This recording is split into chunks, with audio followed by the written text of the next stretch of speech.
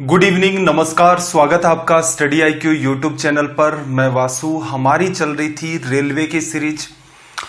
Railway की इस series के अंदर आज हमारा डे 29 है। हमने एक टारगेट लिया था कि कंप्लीट सिलेबस को हम 90 डेज के अंदर कवर करेंगे। ज्योमेट्री अपना सेशन स्टार्ट हो चुका था और ये ज्योमेट्री की जो है वो क्लास 4 है। कल जो संडे को क्लास हुई थी उसके अंदर हमने कंप्लीट ट्राइंगल को डिस्कस किया था।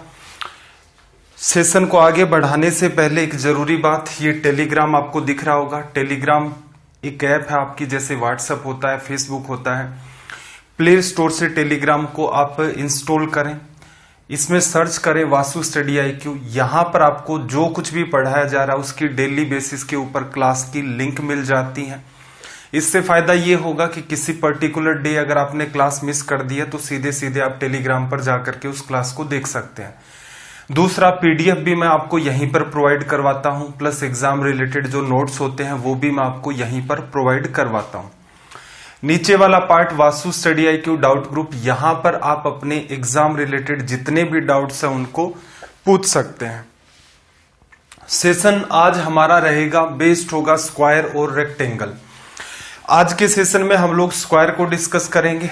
कल का जो सेशन होगा उसमें हम लोग डिस्कस करेंगे रेक्टेंगल को। तो एक पर्टिकुलर सीक्वेंस डिसाइड कर रखा है, इसी सीक्वेंस में आपके सवाल यहां पर चलते जाएंगे। स्क्वायर की अगर मैं बात करूं तो आपको क्या आना चाहिए? स्क्वायर की अगर मैं बात करूं तो आपको क्या आना चाहिए? वर्क। और एक होमवर्क आपको दिया था उसको मैं सोल्व करवा देता हूं। कुछ ऐसा सा एक सवाल दिया था मैंने आपको कि ये वाला एंगल X था, ये वाला एंगल Y था, ये वाला एंगल आपका Z था। आपसे पूछा था इस एंगल की वैल्यू क्या होगी। अब देखो, मैं इस वाले एंगल को, रीजन क्या है, ये आपका 4 भुजाएं हैं, इसकी वजह से ये एक चतुर्भुज है, क्वाड्रिलेटरल है आपका। इस एंगल को K मान लेता हूं। तो एक बात आप अंडरस्टैंड कर रहे होंगे कि K प्लस क्वेश्चन मार्क की जो वैल्यू है वो कितनी होगी भाई? 360 डिग्री लिखा जा सकता है। पूरा का पूरा सर्कल घूम गया, कंप्लीट एंगल आपका बन रहा है। इसके बाद अगर मैं क्वाड्रिलेटरल की बात करूं, चतुर्भुज के चारों कोणों का योग भी 360 होता है, तो आप लिख सकते हैं x plus y plus z plus k. X plus y plus z plus k, चारों का सम क्या होगा? 360। इस बात को भूल जाओ, आपको पता चला कि k प्लस क्वेश्चन मार्क की वैल्यू इसके बराबर है, k से k कट गया। तो इस सवाल का जो रिजल्ट होगा वो होगा x plus y plus z. कुछ बच्चों ने इसका गलत रिप्लाई कर रखा था, तो वो सुधार देना इस बात को। चलिए भाई अपना सेशन स्टार्ट करते हैं स्क्वायर से। स्क्वायर या फिर वर्ग की अगर हम लोग बात करें तो ये शेप हर बच्चे को पता है कि स्क्वायर की शेप या वर्ग की शेप कैसी होती है। प्रत्येक कोण आपका 90 डिग्री का होता है। प्रत्येक भुजा की लंबाई जो है वो भी आपकी क्या होती है? समान होती है। एरिया या क्षेत्रफल की बात करें तो असल में देखा जाए इन शेप्स का एरिया होता है लंबाई गुणा चौड़ाई। ए लंबाई है, ए ही चौड़ाई है, तो भुजा का स्क्वायर भी आप लिख सकते हैं। एक जरूरी बात यहां पर ऑब्जर्व करना, ये वाली, ये इसका क्या है? डायगोनल। ये डायगोनल हो गया इसका विकर्ण, चाहे आप यहां से यहां बनाए, चाहे आप यहां से यहां बनाए। इस डायगोनल को मैंने नाम दे दिया D। इसको भी अगर आप बनाते वो भी सेम ही होता है। यहां पर डायगोनल की वैल्यू क्या होगी भाई? सिंपल सा तरीका है, क्या करो, इस समकोण त्रिभुज को देखो, ये आधार मान लेते हैं, तो ये लंब हो गया आपका। कर्ण आपको चाहिए तो D बराबर under root A square plus A square, 2A square. तो D की वैल्यू क्या हो जाएगी? Under root 2। ये तो आपका बाहर आ जाएगा स्क्वायर होने की वजह से। एक ये रिलेशन बना। एक इंपॉर्टेंट रिलेशन क्या होगा भाई यहां पर, और एक छोटी सी बात, पेरीमीटर क्या होगी? 4 भुजाओं का योग 4 है। सेमी पेरीमीटर क्या होगी भाई? पेरीमीटर का हाफ होता है तो 2 है। इस पर यहां सवाल नहीं बनते हैं, लेकिन रेक्टेंगल में इसको यूज करके भी सवाल बनाए जाते हैं। इंपॉर्टेंट प्रॉपर्टी पर आते हैं, क्या है? देखो, आपने लिख रखा है कि diagonal equals to under root 2a। अगर मैं इसका स्क्वायर कर दूं तो यहां मेरे पास आ गया डायगोनल स्क्वायर बराबर 2a स्क्वायर, लिखा जा सकता है। अगर मैं डायगोनल स्क्वायर 2 को इधर रिप्लेस कर दूं अपोन में 2, ये आपका ए स्क्वायर। अब एक छोटी सी बात बताओ, ए स्क्वायर किसको रिप्रेजेंट करता है भाई? ए स्क्वायर रिप्रेजेंट करता है एरिया को। तो इक्वल में आप यहां पर लिख सकते हैं एरिया, लिखा जा सकता है। ये एक इंपॉर्टेंट रिजल्ट है। कई बार क्या है, ये आपकी स्पीड को मेंटेन करने में काम आता है। एरिया आप साइड का स्क्वायर भी लिख सकते हैं, एरिया आप डायगोनल का स्क्वायर लिखो और उसमें 2 का डिवीजन कर दो, उससे भी आपका काम चल जाता है। चलो भाई आगे बढ़ते हैं। यहां से हम लोग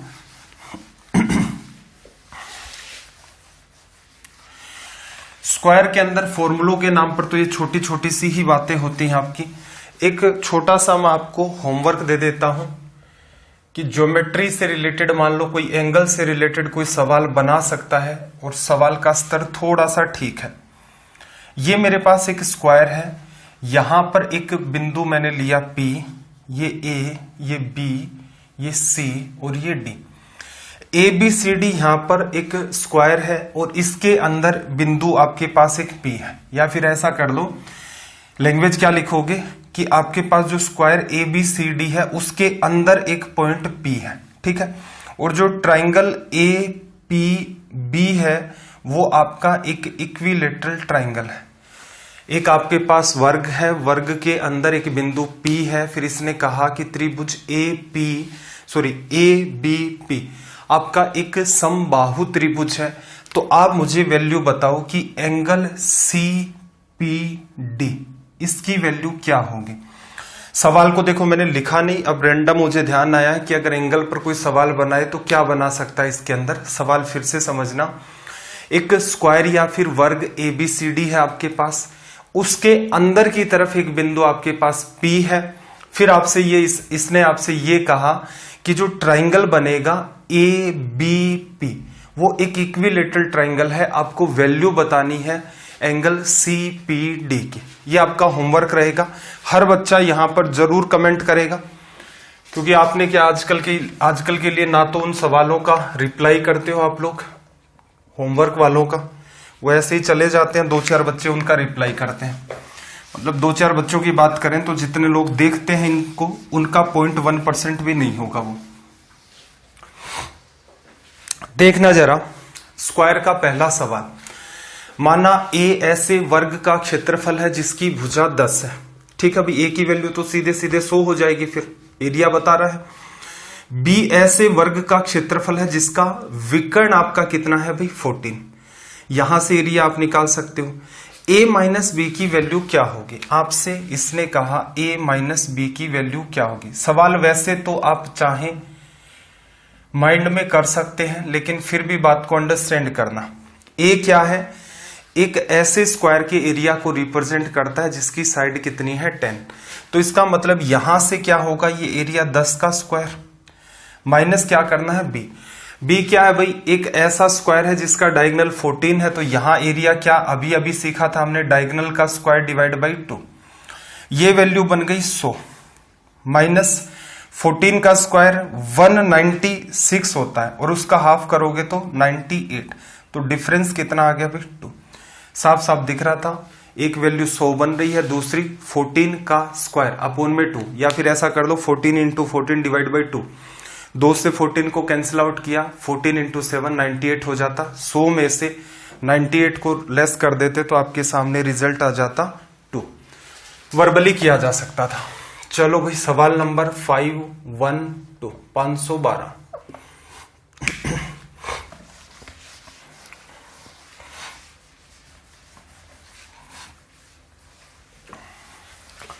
देखना, यदि 2 वर्गों के क्षेत्रफलों का अनुपात 1:4 है तो उनके परिमापों का अनुपात क्या होगा। एरिया आपको दे रखा है। अब देखना जरा, यहां पर पहले वाले स्क्वायर का एरिया A1 का स्क्वायर, A1 और A2 में यहां पर क्या लेना चाह रहा हूं भाई, पहले तो बात को समझो। एक बार समझ में आ गई, सवाल वर्बली हो जाएगा। A1 A2 मैंने साइड मानी, पहले स्क्वायर का एरिया A1 का स्क्वायर, दूसरे स्क्वायर का एरिया A2 का स्क्वायर बराबर, रेशियो कितना दे रहा है भाई 1:4। पेरीमीटर का रेशियो चाहिए, परिमाप का अनुपात चाहिए, इसका मतलब आपको साइड की नीड होगी। साइड की नीड होगी तो अंडर रूट करो, अंडर रूट कर दोगे तो A1 और A2 वैल्यू क्या आ गई 1 और 2 लिखा जा सकता है। अब जब आप पहले की पेरीमीटर लिखेंगे, पेरीमीटर 1 पेरीमीटर 2, पहले की पेरीमीटर क्या होगी 4 गुणा में, 4 भुजाएं हैं तो 4 गुणा में भुजा, और यहां भी 4 गुणा में भुजा, 4 से 4 तो कट ही जाता है वैसे भी, तो इसका मतलब जो अनुपात आपका पेरीमीटर का होगा वही साइड का होगा। तो इसको आप ये भी कह सकते हैं कि भाई यही रिलेशन आपका सीधे सीधे किसका हो जाएगा, पेरीमीटर 1 2 का। क्या लिखकर करना था ये सवाल? नहीं, लिखकर नहीं करना था, अंडरस्टैंडिंग के लिए। कहीं भी कंफ्यूज होते हैं, हर सवाल को डिटेल में करें, फिर उसके तुरंत बाद चिंतन करें कि एग्जाम में अगर ये सवाल आएगा तो क्या मैं ऐसे डील करूंगा। नहीं, ऐसे नहीं करोगे। एरिया आपको दे रखा है 1:4 जो साइड का स्क्वायर होता है। पेरीमीटर के लिए साइड चाहिए, अंडर रूट कर दोगे, साइड का रेशियो 1:2। अब साइड को 4 से गुणा कर देते हो, दोनों ही तरफ करना पड़ेगा तो ही पेरीमीटर निकलेगी आपकी। तो 4 से गुणा करोगे दोनों तरफ तो वो तो वैसे भी कट जाना 4, तो इसका मतलब सीधे सीधे वर्बली आप लिख सकते थे कि रिजल्ट 1:2 होगा। सवाल नंबर 513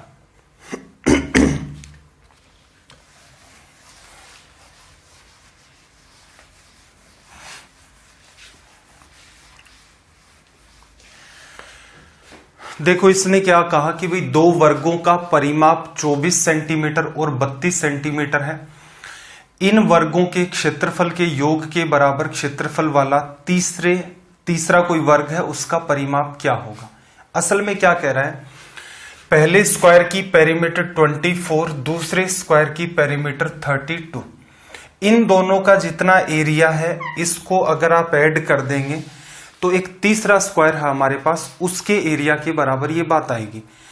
तीसरे स्क्वायर के लिए पूछा क्या, तीसरे के लिए पूछा कि उसकी पेरीमीटर आप बता दो। तो यहां से देखना 4 साइड होती हैं, 24 वैल्यू है पेरीमीटर की, साइड की वैल्यू 6, तो इसका मतलब पहले स्क्वायर की भुजा कितनी हो गई 6, एरिया लिखोगे तो 6 का स्क्वायर प्लस दूसरे स्क्वायर की पेरीमीटर दे रखी है, 4 का भाग दे दोगे 8 भुजा आ गई तो एरिया कितना आ गया भाई 8 का स्क्वायर। हमने जो तीसरा माना है, तीसरा स्क्वायर माना है, उसका एरिया क्या होगा, ए मैंने भुजा मान ली तो उसका एरिया होगा ए स्क्वायर। किसके लिए भाई, जो तीसरा हमारा स्क्वायर है। क्लियर, दो वर्गों का योग तीसरे वर्ग के क्षेत्रफल के बराबर है। दो वर्गों के क्षेत्रफल का योग तीसरे वर्ग के क्षेत्रफल के बराबर है। 6 का स्क्वायर 8 का स्क्वायर 10 का स्क्वायर बनेगा 100 हो गया, तो अंडर रूट करते ही ए तीसरे वर्ग की भुजा कितनी आ गई यहां से 10। तीसरे वर्ग की पेरीमीटर अगर आपको चाहिए तो पेरीमीटर बराबर कितनी हो जाएगी 40। एग्जाम में कैसे डील करते भी, एग्जाम में सवाल का डेटा आसान है तो माइंड में करते। पहले तो एरिया निकालो दोनों का, भुजा 6 और 8 दिख रही है, 6 का स्क्वायर 8 का स्क्वायर 36 और 64 100 हो गया। 100 एरिया दूसरे स्क्वायर का है, अंडर रूट करोगे साइड आ जाएगी दूसरे की 10। आपको पेरीमीटर चाहिए तो साइड को 4 से गुणा करते ही आपकी पेरीमीटर निकल आती है, तो रिजल्ट आ जाएगा। चलिए भाई सवाल नंबर 514 एक बार के लिए आप इसको अटेम्प्ट करके देखें। इजी सा सवाल है वैसे तो, कमेंट जरूर करो भाई इसका कौन सा ऑप्शन होगा।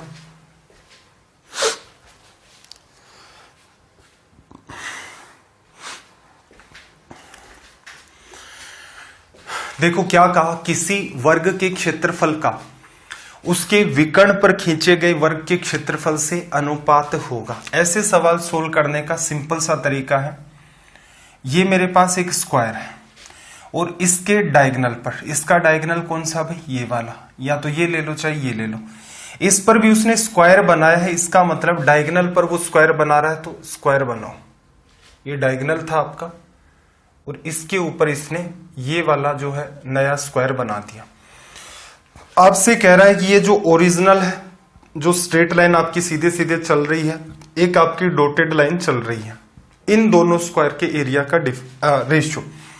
बेटर क्या होगा, इसकी साइड एक ले लो, ये भी एक होगी, ये भी एक, ये भी एक, ये क्या होगी अंडर रूट 2, ये भी स्क्वायर है तो चारों भुजाएं अंडर रूट 2। पहले स्क्वायर का एरिया भुजा का स्क्वायर और दूसरे स्क्वायर का एरिया, अब भुजा आपकी अंडर रूट 2 है, इसका स्क्वायर 1:2। ये आपका रिजल्ट हो गया। सवाल कंप्लीट आप माइंड में कर सकते हो, क्योंकि ये इमेजिनेशन करना, इस टाइप का काम करना, ये एग्जाम से पहले सीखने का होता है। पहला जो स्क्वायर है उसकी भुजा मान लो एक, डायगोनल अंडर रूट 2 हो गया, एरिया का रिलेशन लेना है, भुजा का स्क्वायर एक का स्क्वायर एक, दूसरा स्क्वायर डायगोनल पर बना जिसकी भुजा अंडर रूट 2 है, स्क्वायर करोगे 2 आ जाएगा। तो सीधे सीधे आप 1:2 लिख सकते थे, पेन तक टच करने की आपको नीड नहीं थी। Question number 515 515।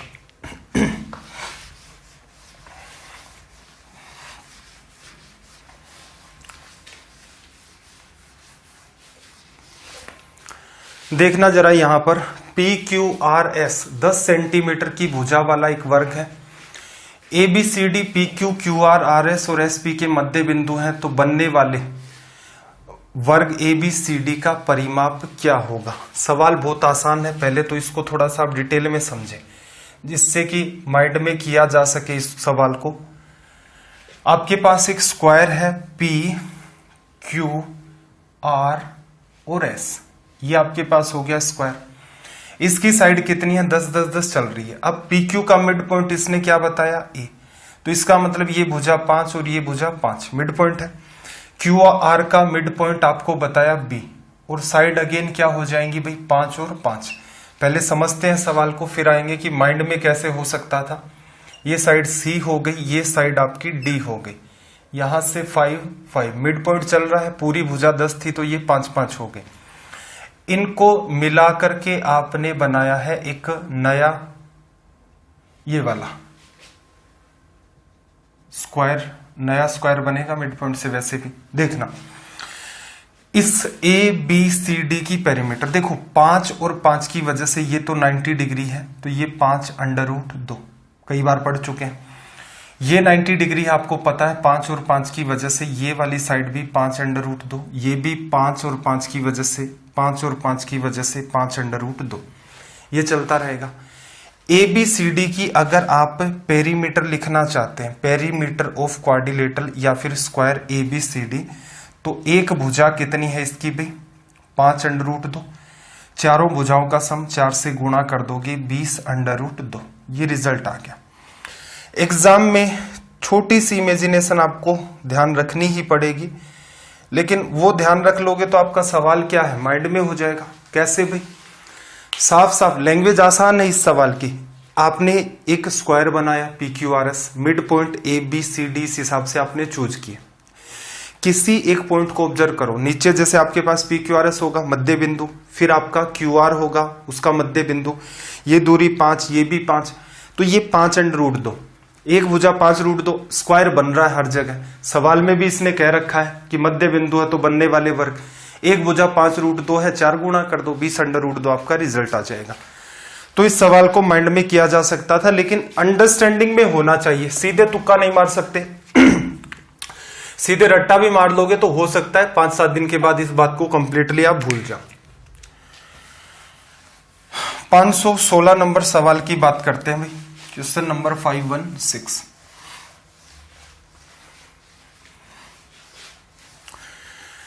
क्या कहा भाई इसने, दो वर्गों के परिमाप 40 और 24 है। उस तीसरे वर्ग जिसका क्षेत्रफल इन दोनों वर्गों के क्षेत्रफल के अंतर के बराबर है का परिमाप होगा। देखना पहले स्क्वायर की पेरीमीटर कितनी 40, साइड कितनी भाई 10, और 10 का स्क्वायर एरिया तो यही होता है 100। दूसरे की साइड कितनी आ जाएगी भाई, यहां से आप सोल्व करेंगे तो सोल्व करोगे तो देखना साइड हो गई 4 का डिवीजन किया 6, एरिया कितना 6 का स्क्वायर 36।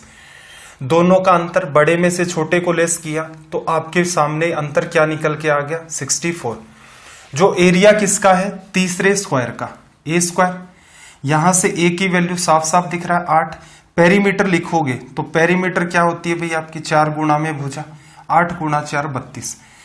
एग्जाम में ये सवाल भी आप माइंड में कर सकते थे, रीजन डेटा आसान है। 10 दिख रही है भुजा 6, 136, 64 बजा, अगले की भुजा कितनी आ गई 8, 8 गुणा 4 32, पेरीमीटर आ गई सीधे सीधे।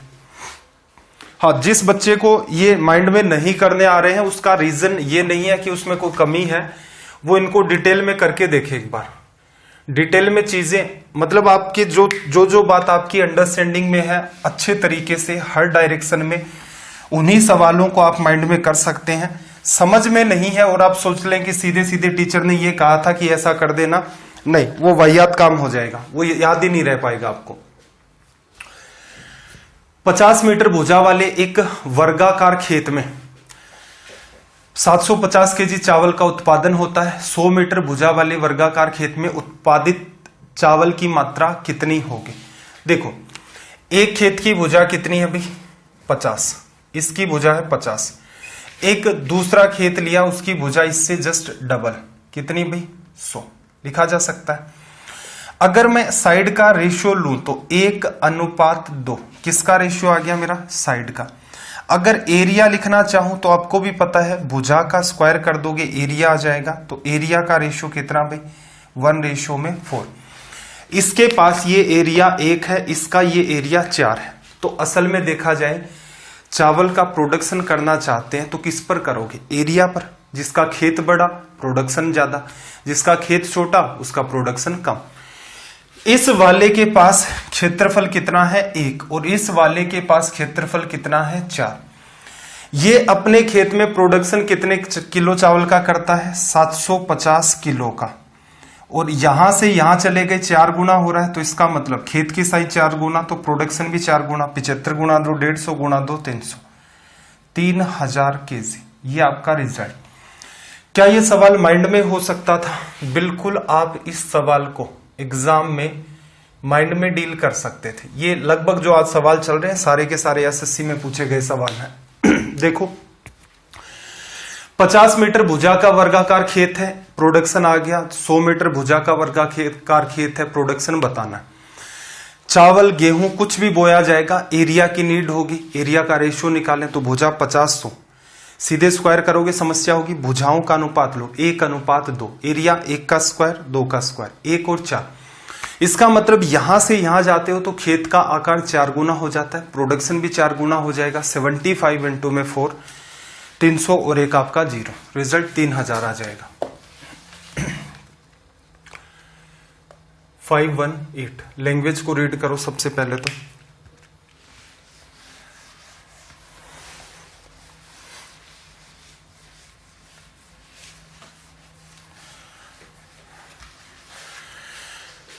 देखो, वर्गाकार आधार पर लगी एक पीतल की प्लेट की लंबाई 1 सेंटीमीटर, चौड़ाई 1 मिलीमीटर है, प्लेट का वजन इतना है और यहां पर 1 घन सेंटीमीटर पीतल का वजन 8.4 ग्राम है, तो x का मान क्या होगा?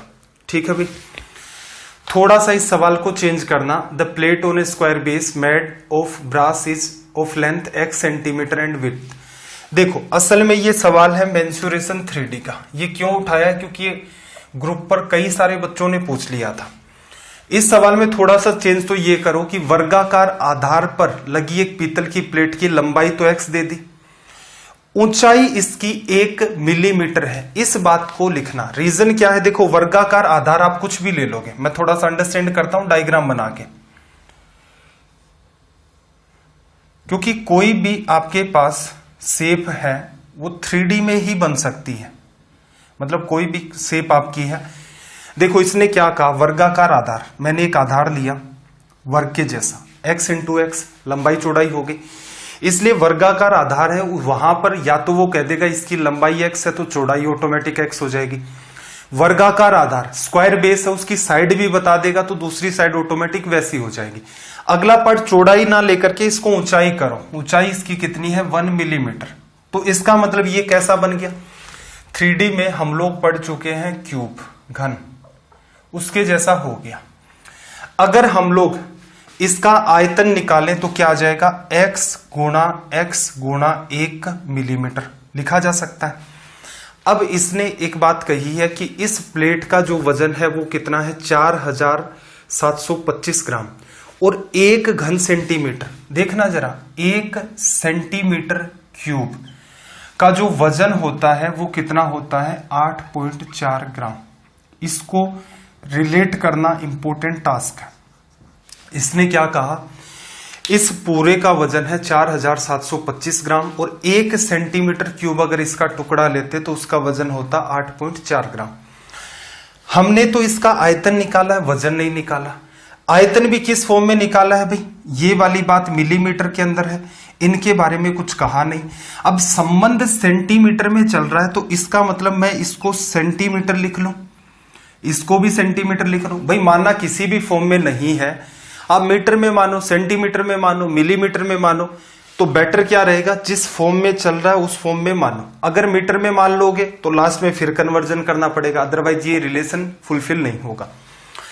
1 मिलीमीटर, तो देखना जरा 1 मीटर में आप क्या लिखते हो 100 सेंटीमीटर।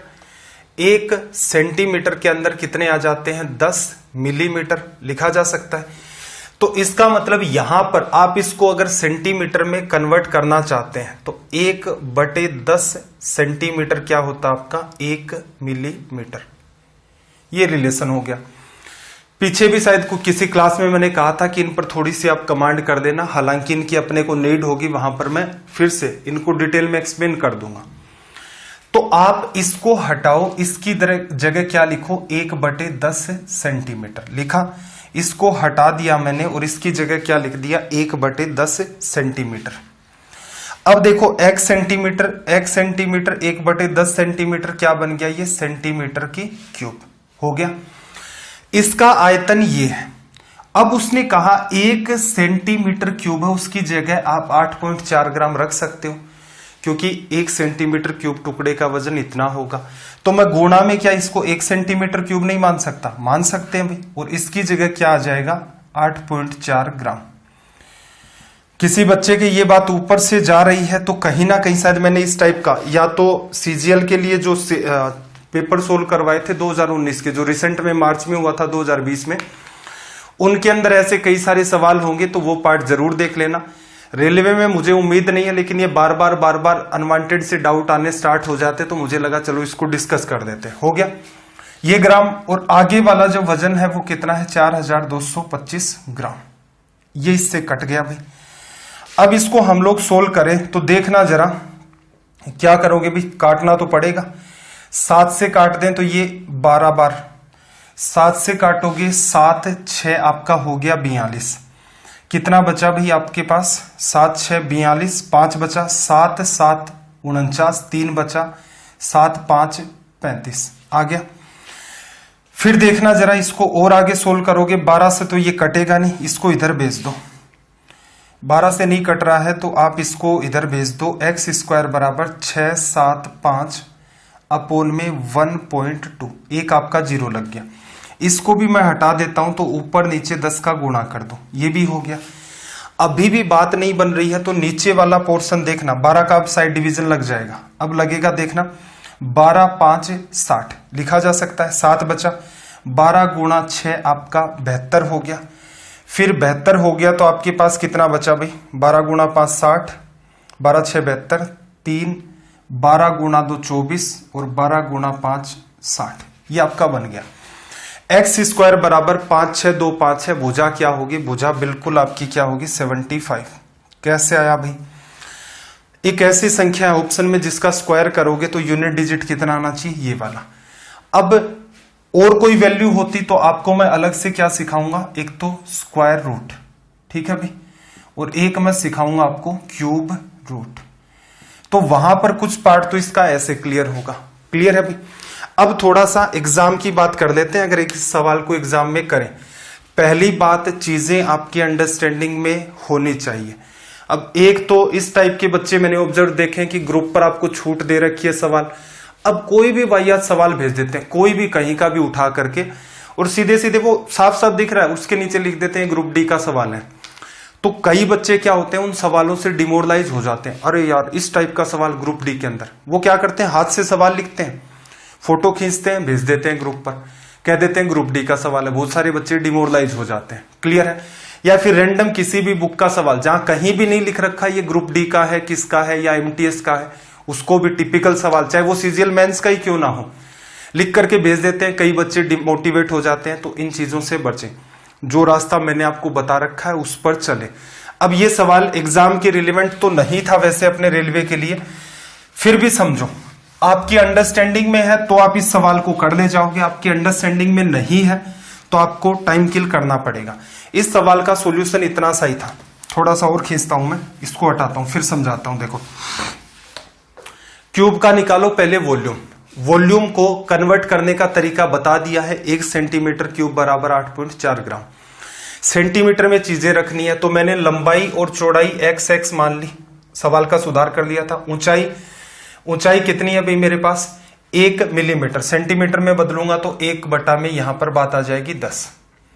ये सेंटीमीटर क्यूब है, इसको ग्राम में कन्वर्ट करना है तो 1 सेंटीमीटर क्यूब की जगह 8.4 ग्राम, ये ग्राम हो गया। और यही रिलेशन ग्राम में उसने दिया 4725।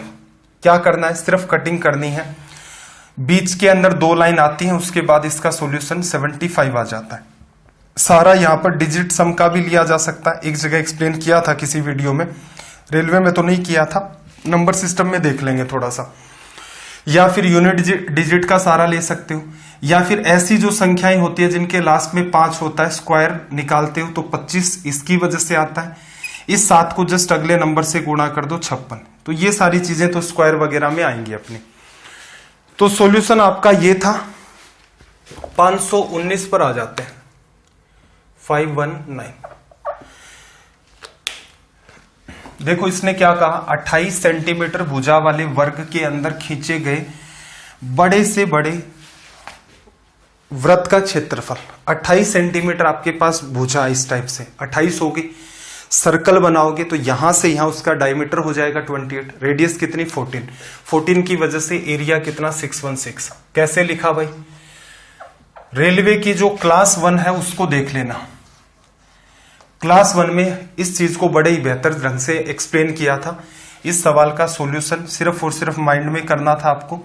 ये स्क्वायर है, भुजा इसकी 28 है, इसके अंदर बड़े से बड़ा सर्कल बनाओगे, चारों साइड को टच करेगा, यहां से यहां तक की दूरी 28, तो रेडियस इसकी कितनी हो गई भाई 14। ये वाला पार्ट इसका 14 है, 14 की वजह से एरिया क्या हो जाता है 616।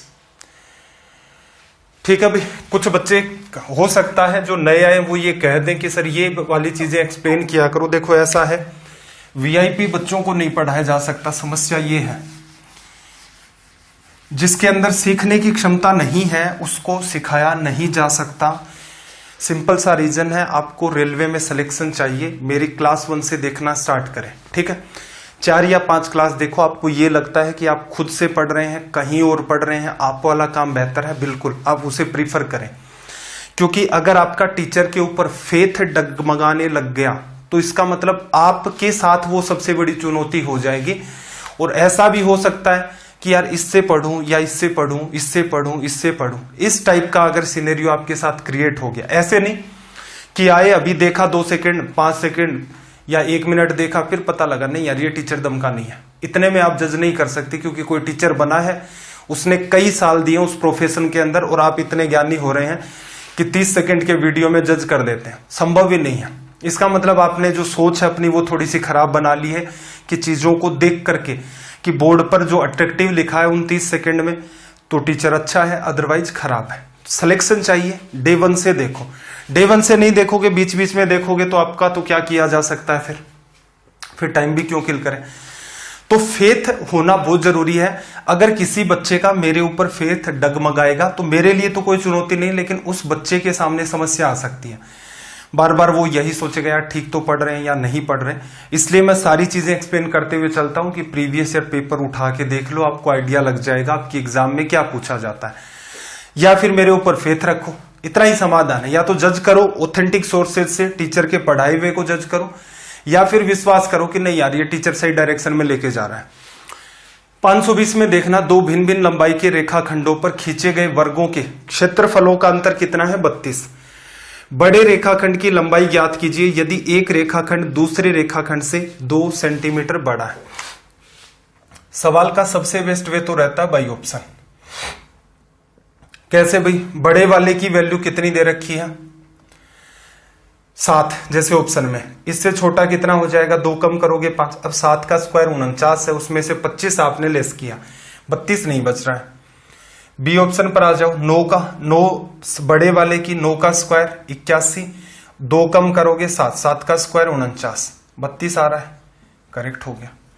एक तरीका ये है, सबसे बेस्ट यही रहेगा अगर ऐसा सवाल है तो वाई ऑप्शन चले जाओ, या फिर ऐसा करो भाई, बड़े रेखाखंड की लंबाई ज्ञात कीजिए यदि एक रेखाखंड दूसरे से। तो देखो बड़े वाले की लंबाई x, एरिया x स्क्वायर, छोटे वाले की लंबाई क्या होगी, x minus 2, area x minus 2 का स्क्वायर। इन दोनों का अंतर किसको बताता है, 32 को। जब आप इसे सोल्व करेंगे तो देखना यहां क्या बनेगा, ब्रैकेट में x स्क्वायर प्लस 2 का स्क्वायर 4 माइनस 2 गुणा 2 गुणा x, x स्क्वायर से x स्क्वायर कट जाएगा, माइनस का 4 बचेगा और माइनस माइनस प्लस 4x। ये छोटी सी बात है, अलजेब्रा में वैसे भी आएगी। 4x बराबर 36, 4 का डिवीजन कर दोगे, x की वैल्यू यहां से कितनी आ जाएगी, 9। ठीक है, ये थोड़ा सा ठीक पड़ता है, इसमें कोई तनाव नहीं लेना पड़ता। 521 को देखना भाई, क्वेश्चन नंबर 521। लैंग्वेज को रीड करें सबसे पहले, क्या वर्बली अटेम्प्ट कर सकते हैं, सवाल ऐसा ही है। लैंग्वेज को प्रॉपर तरीके से रीड किया, इतने में ही आपकी बात बन सकती है, यहां पर सीधे सीधे अटेम्प्ट करना संभव है।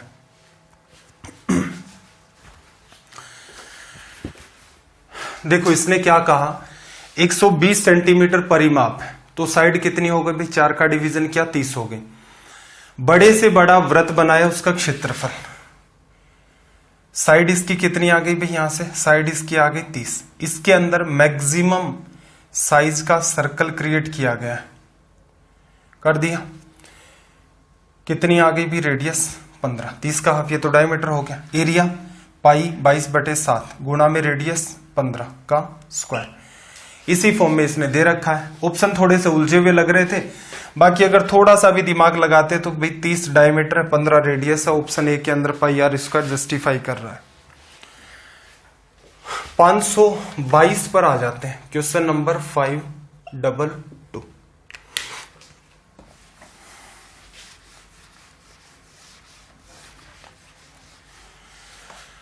522 में देखना क्या कहा, 4 समान अधिकतम आकार की वृत्ताकार प्लेटों को एक वर्गाकार कागज की सीट जिसका क्षेत्रफल कितना दे रखा है भाई, 784 से काटा गया है, प्रत्येक प्लेट की परिधि क्या होगी।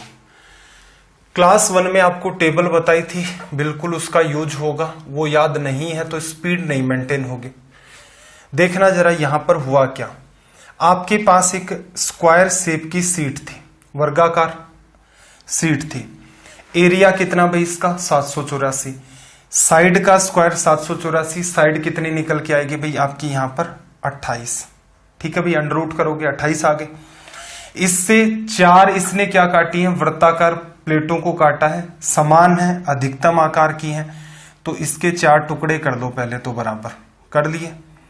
अब उन 4 प्लेटों को काट दो, एक प्लेट ये काटी, ये भी स्क्वायर जैसा ही बनता है, एक प्लेट आपने यहां से काट दी, एक प्लेट आपने यहां से काट दी, एक प्लेट आपने यहां से कट कर दी।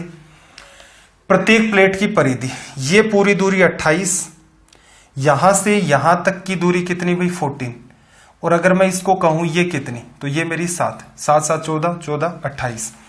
जब रेडियस 7 होती है तो आपसे क्या कह रहा है, हर एक प्लेट की जो सरकमफेरेंस है, परिधि है, वो कितनी होगी, परिधि भाई 44 होगी। ये आपका आंसर हो गया। ठीक है, क्या इस सवाल को माइंड में कर सकते थे, बिल्कुल संभव था। कुछ चीजें पता होनी चाहिए कि साइड कितनी है भाई स्क्वायर की, एरिया देखा 28, साइड आ गई। 4 कैसे कटेंगे, पहले किया हुआ होना चाहिए, ऐसे नहीं कि सर ये जीवन में मैं पहली बार सवाल देख रहा हूं और मैं इसे माइंड में करना चाहता हूं, नहीं होगा।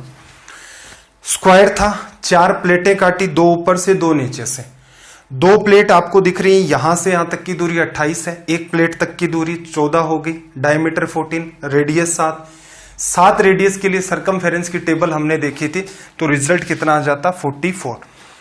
तो सवाल बिल्कुल टिपिकल है, कब, जब आपको चीजें नहीं पता है, चीजें पता है तो ये सवाल सीधे सीधे आप निपटा सकते हो, किसी शॉर्टकट के चक्कर में नहीं पड़ना, कोई ट्रिक के चक्कर में नहीं पड़ना। और इस टाइप के वाहियात कमेंट भी मत किया करो कि गुरुजी बहुत शानदार ट्रिक बताई है। ट्रिक कुछ नहीं है, ट्रिक है पागल बनाने वाला सा काम। सारी अंडरस्टैंडिंग है, चीजों कॉमन सेंस में लेके जाओ, काम अच्छे से होगा आपका।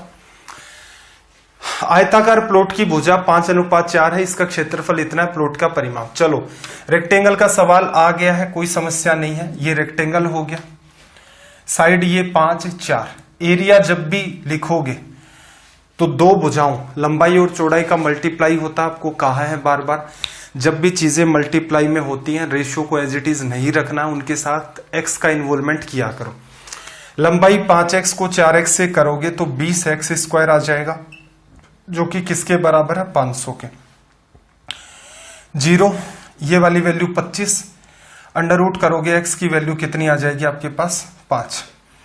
x की वैल्यू 5 आ गई तो 5 रखोगे, ये भुजा 25 हो गई, यहां से ये वाली भुजा 20 हो गई, ये 25 हो गई, ये आपकी 20 हो गई। 25 25 50, 20 20 40 90 रिजल्ट आ गया।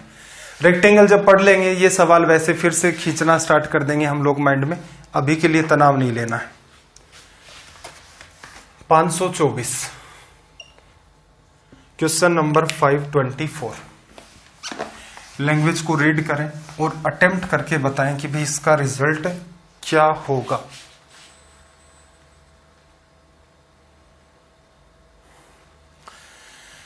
देखो आयताकार मैदान की लंबाई चौड़ाई 3:2 है, इसका परिमाप 80 है, तो इसकी चौड़ाई। अब आपको भी पता है रेक्टेंगल जब बनाते हो नीचे लंबाई ऊपर लंबाई बराबर लेंथ, चौड़ाई चौड़ाई ये होती है। 3 लंबाई 2 चौड़ाई, तो लंबाई चौड़ाई तो अर्ध परिमाप हो गया, पूरा परिमाप लोगे 2 बार लंबाई 2 बार चौड़ाई, तो 10 आ जाएगी। 3 3 2 2 10 आ गई। 10 किसको बता रहा भाई, 80 को। 1 की वैल्यू कितनी, 8। आपसे चौड़ाई पूछ रहा है, यहां इंपोर्टेंट बात, अच्छा लंबाई और चौड़ाई ठीक है। अभी 3:2 में है, पेरीमीटर आपने देखी, 2 बार लंबाई 2 बार चौड़ाई 10। 10 बता किसको रहा है, 80 सेंटीमीटर को। 8 से गुणा किया है, चौड़ाई पूछ रहा है, तो 8 गुणा में 2 कितनी आ जाएगी, 16। ठीक है। कई बार ये कलाकारी क्या करता है, डेटा देते टाइम कि जनरली हम लोग आयत का डेटा होता है, रेक्टेंगल का लेंथ इनटू में विड्थ पढ़ते हैं, लंबाई गुणा चौड़ाई। कई बार गेम क्या किया इसने, प्रीवियस ईयर कई एग्जाम के देखे मैंने, चौड़ाई और लंबाई का अनुपात दे देता है। तो इसको अगर चौड़ाई लंबाई का अनुपात पहले चौड़ाई बाद में लंबाई आपको दे दे होता, तो लास्ट के अंदर रिजल्ट आपका कितना आना चाहिए था, 24। ठीक है। हम टिक किसको मारते, 16 को। तो इन सवालों के अंदर थोड़ा सा अवेयर रहना, कहीं आपके साथ इस टाइप की कोई बात ना हो जाए। 525 525 जल्दी से आप इस सवाल की लैंग्वेज को रीड करो। अगर किसी से सोल्व हो रहा है तो ट्राई करके देखो भाई, सोल्व भी कर दो। क्या कहा, किसी आयत के एक विकर्ण तथा क्षेत्रफल की माप 25 सेंटीमीटर है, और इसका क्षेत्रफल कितना, 168 सेंटीमीटर स्क्वायर। आयत का अर्ध परिमाप कितना होगा। यह आपका होमवर्क है। रीजन क्या है, क्यों नहीं करवा रहा आज, क्योंकि रेक्टेंगल पर बेस्ड एक बहुत ही इंपॉर्टेंट प्रॉपर्टी होती है, तो उसको अगली क्लास में मैं एकदम प्रूफ भी करके बताऊंगा कि क्या होती है, कैसे डील किया जाता है। ठीक है, इसलिए आपका ये होमवर्क है।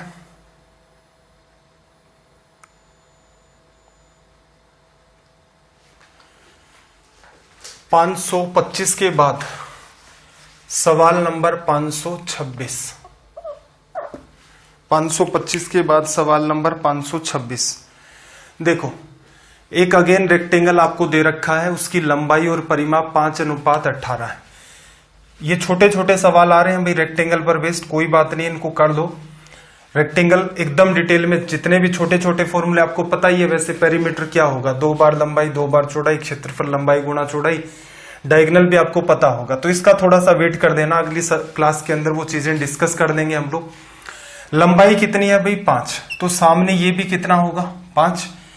टोटल पेरीमीटर कितनी है भाई आपकी, 18, तो 10 तो ये हो ही गया, इन दोनों का सम 18, सम 8 बचेगा, तो ये कितना, 4 4। लंबाई आपकी 5 आ गई, चौड़ाई आपकी कितनी आ गई, 4। ये रिजल्ट हो गया। या फिर ऐसे समझो वर्बली करोगे, दो लंबाइयां दिखती हैं, दो चौड़ाइयां दिखती हैं, एक लंबाई 5 है, दूसरी भी 5 होगी, 10। परिमाप आपके पास 18 है, तो दोनों चौड़ाइयों का सम कितना हो जाएगा 8। एक चौड़ाई कितनी 4। लेंथ और विड्थ का रेशियो सीधे सीधे आप लिख सकते हो 5:4। 527 देखना भाई यहां पर, क्वेश्चन नंबर 5 to 7।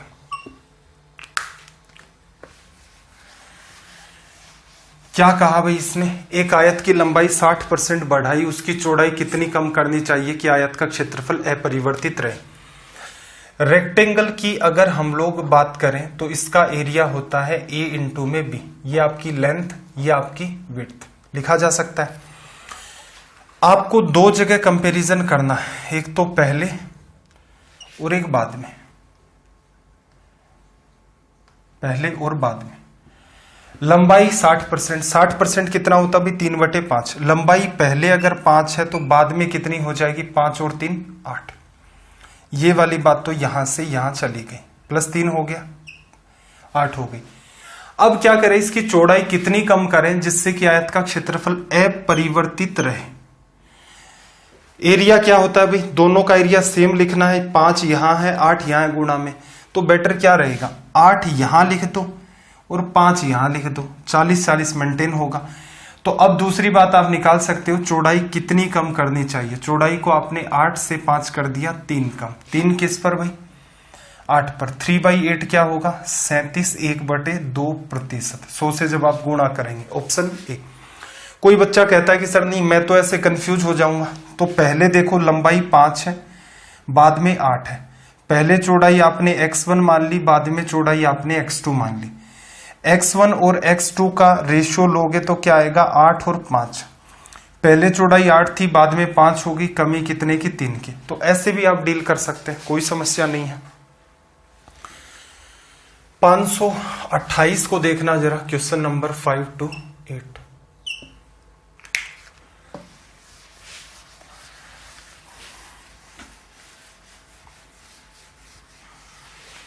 सवाल नंबर 528।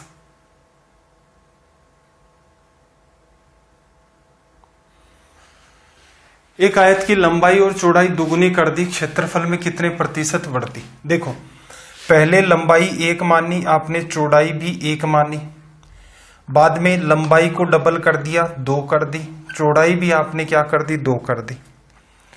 एरिया पहले 1 था, बाद में 4 हो गया। क्षेत्रफल में कितने प्रतिशत की वृद्धि हुई, तो 3 बढ़ गया। 3 किस पर बढ़ा भाई, 1 पर। प्रतिशत में बदलना है, गुणा 100, तो 300%। कई बार ये भी कह लेता है कि आयतन कितने प्रतिशत हो गया, कितने प्रतिशत बढ़ गया, नहीं कितने प्रतिशत हो गया। 1 से 4 हो गया, 4 हुआ, 1 के बेसिस पर प्रतिशत में बदलना है, गुणा 100, तो उस केस में आ जाएगा 400%। सवाल नंबर 5 to 9, 529 एक अच्छा सवाल आप मान सकते हैं। इससे लैंग्वेज थोड़ी सी बड़ी है, तो मैं ये चाहूंगा कि एक बार तो आप खुद से ही इस लैंग्वेज को रीड करें। Question number 5 to 9। 529 में देखो इसने आपसे क्या कहा कि ए किसी आयताकार मैदान को उसके विकर्ण के अनुदिश 52 मीटर प्रति मिनट की चाल से चलकर 15 सेकंड में पार कर लेता है, तथा बी इस खेत को उसकी भुजा के अनुदिश 68 मीटर प्रति मिनट की चाल से चलकर उतने ही समय में पार कर लेता है। इस खेत का क्षेत्रफल क्या होगा। एक आपके पास यहां पर ध्यान से इस सवाल को समझना। रेक्टेंगल असल में देखा जाए तो हमें कई सवाल कल की क्लास में पढ़ने हैं। ए कोई आदमी है, वो या तो क्या करे, इसके ऊपर डायगनली चला जाए इस हिसाब से, या फिर मैं इसको सीधे सीधे डायगनल बनाता हूं, या तो वो ऐसे चला जाए। ऐसे अगर डायगनली वो जाएगा तो उससे टाइम कितना लगेगा भाई, 15 सेकंड का लगा। स्पीड कितनी है भाई, 52 मीटर प्रति मिनट। ठीक है, अगर वो क्या करे, इस साइड से या फिर इस रास्ते से, दोनों एक ही जैसे पड़ेंगे, यहां से वो चला जाए। एक तरीका तो क्या था, वो डायगनली चला जाता, एक तरीका था साइड से। ये चाहे इधर से इधर जाता है या इधर से सेम ही होता, यहां ए पहुंच जाता है। अब इसमें इसने क्या कहा, उतना ही टाइम लगेगा। इसका मतलब अगर ये रास्ता फॉलो कर ले तो इसे भी 15 सेकंड ही लगेंगे। इस वाले केस में स्पीड कितनी थी भाई, 68 मीटर प्रति मिनट। यहां पर स्पीड थी 68 मीटर प्रति मिनट, और यहां पर सॉरी 68 नहीं थी भाई, गलत लिख दिया, 52 मीटर प्रति मिनट। यहां पर 68 मीटर पर मिनट लिखा जा सकता है। अब मुझे सिंपल सा कॉमन सेंस तो ये था कि अगर आप डायग्राम बनाना भी चाहते तो आपको छोटा सा डायग्राम बनाना था। क्या, यहां से ये आदमी यहां जाएगा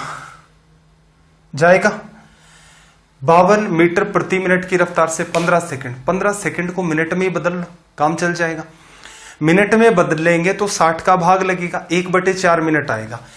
52 मीटर जाता है 1 मिनट में, 1/4 मिनट में कितना जाएगा, 4 का भाग दे दो 13। और यहां से यहां कितनी दूरी चली, 1/4 मिनट ये है, 68 में भाग दिया तो ये कितना आ गया, 17 आ गया।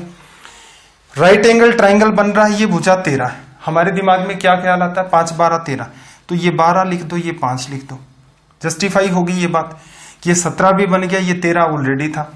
इस खेत का क्षेत्रफल क्या होगा भाई, लंबाई गुणा में चौड़ाई, तो 12 गुणा में 5 60 इसका एरिया होगा। ऊपर वाली जो बात मैंने आपको एक्सप्लेन की है, ये वाली जो बात है, ये जस्ट आपकी अंडरस्टैंडिंग के लिए है कि क्या क्या हुआ है। असल में देखा जाए सवाल सोल्व करने का सिर्फ और सिर्फ सबसे सटीक तरीका आपका ये था, आप सीधे सीधे यहां पर सवाल को रीड कर सकते थे। चलिए भाई एक आसान सा सवाल और है आपके सामने, क्वेश्चन नंबर 530, 530 देखना।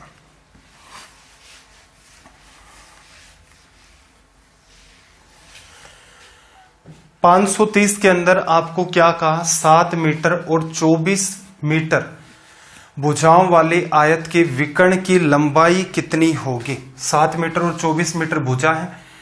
अब यहां पर देखो, अगर आपको ट्रिपलेट पता है तो आपका काम आसान हो जाएगा। ट्रिपलेट जिन्हें ट्रिपल्स भी कहा जाता है या ट्रिपलेट भी कहा जाता है, ये क्या होते हैं, वो वैल्यू जो राइट एंगल ट्राइंगल बनाती है, जैसे 3 4 5, इसी का डबल कर दोगे तो 6 8 10 भी हम लोग काम में लेते हैं इस टाइप से, जैसे 5 12 13, ऐसे ही होता है इसमें 7 24 25। ठीक है भाई, अब कोई कहेगा सारे ही लिखवा दो सर, आपका एक होमवर्क ये भी है, आप YouTube पर सर्च करेंगे वासु सर, आगे लिख देंगे ट्रिपलेट्स, तो एक मेरे ख्याल से 10 या 12 मिनट की क्लास होगी। उसमें एक तो आपको रीजन पता चल जाएगा कि ट्रिपलेट निकालने का जो तरीका है असल में वो क्या है और उसको कहां से डेवलप किया गया है। ठीक है, कितने ट्रिपलेट होते हैं सारे के सारे उसके अंदर आपके वैसे भी कवर हो जाएंगे। तो उनकी पैरेलल में जहां हमने ट्राइंगल पढ़ा था वहां लिख लेना, या बीच में कोई भी सवाल आता है इस टाइप का जहां पर इसकी नीड होती है तो तुरंत के तुरंत आप इनको लिख सकते हैं। रिवाइज करने के पर्पज से भी तो लिख सकते हैं ना, 2-3 बार लिखोगे इतने में हमेशा के लिए याद रहने स्टार्ट हो जाएंगे। 7 24 भुजाओं वाले आयत के विकर्ण की लंबाई, सिंपल है भाई, ये भुजा 24 ले लूं, बड़ी लग रही है, इसको 7 ले लें, 7 24 की वजह से ये 25। ये तो वर्बली हो सकता था, पूरा सवाल माइंड में लिख करके करना चाहते हो तो ये समकोण त्रिभुज बनता है, इसको डी माना तो डी बराबर √ 24 का स्क्वायर प्लस 7 का स्क्वायर। 24 का स्क्वायर लिखोगे तो 576 होगा, 7 का स्क्वायर आपका 49 होगा।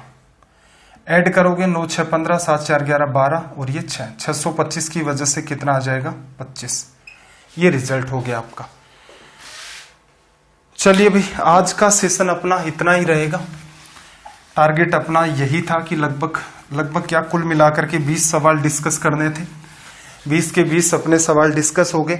हाँ, एक होमवर्क और था, उसको भी चलो याद आ ही रहा है तो उसको डिस्कस कर देते हैं। आपको कहा था कि ये जो स्टार फॉर्म की शेप है, ध्यान से देखना जरा, इंपॉर्टेंट सवाल था ये। इसमें angle A B C D और ई का सम क्या होगा। मैंने आपको छोटी सी बात पढ़ाई थी कि किसी भी त्रिभुज के 2 अंतः कोणों का योग तीसरे बाह्य कोण के बराबर होता है। प्रूफ भी करके देखा था। सवाल भी किए थे इस पैटर्न पर। यही बात यहां अप्लाई करोगे। कैसे भाई? जैसे मैं ये मान लेता हूं ये वाला एक मेरा ट्रायंगल है, ध्यान से समझना, ये वाला मेरे पास एक ट्रायंगल है, इस बिंदु को मैं नाम दे देता हूं P, ठीक है। बाकी सबको भूल जाओ, इसको भी भूल जाओ, इसको भी भूल जाओ, ठीक है, इसको भी भूल जाओ। त्रिभुज APD, ये एंगल मेरा D, ये एंगल मेरा A, दो अंतः कोणों का योग, तीसरा अंतः कोण तो ये है, बाहर वाला ये होगा, तो इसका मतलब ये किसके बराबर आएगा? Angle A plus angle D। Angle लिखे हुए हैं। एक बात आपने सोल्व कर दी कि इसकी वैल्यू ये आ गई A प्लस D।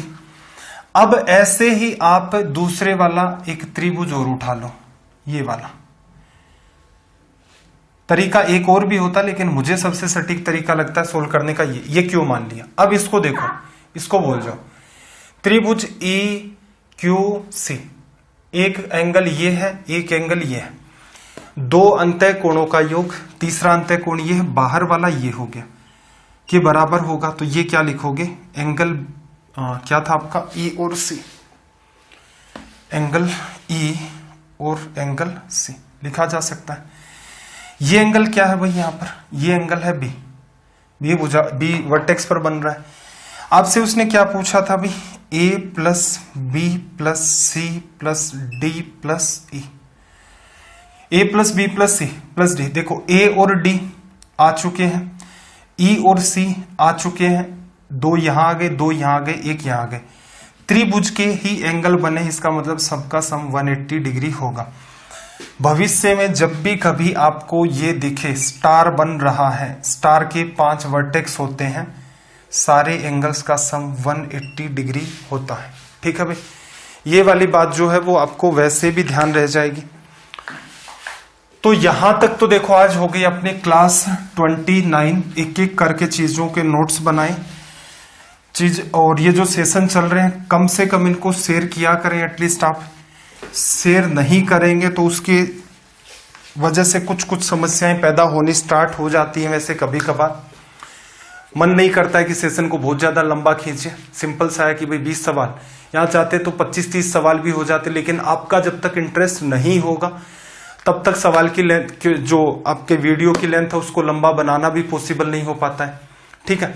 तो एटलीस्ट आप अपनी तरफ से भी डेडिकेशन दिखाएं। टीचर अकेला डेडिकेशन नहीं दिखा सकता, ये 2 वे चलता है सारा का सारा। आप डेडिकेशन दिखाओगे, मैंने तो लगातार कंटिन्यूस 29 क्लासेस ले रखी हैं, और सवालों का आप एवरेज भी निकालोगे, 29 को 20 से मल्टीप्लाई करोगे तो कितना आ जाएगा भाई? 540 आ जाएगा ना, 400 नहीं 580 निकल के आएगा। हमने सवाल कर दिए 530। कुछ एक सवाल रेंडम भी चलते चलते ऐसे ही बता दिए जाते हैं कि ऐसा सवाल होगा, ये होगा, वो होगा।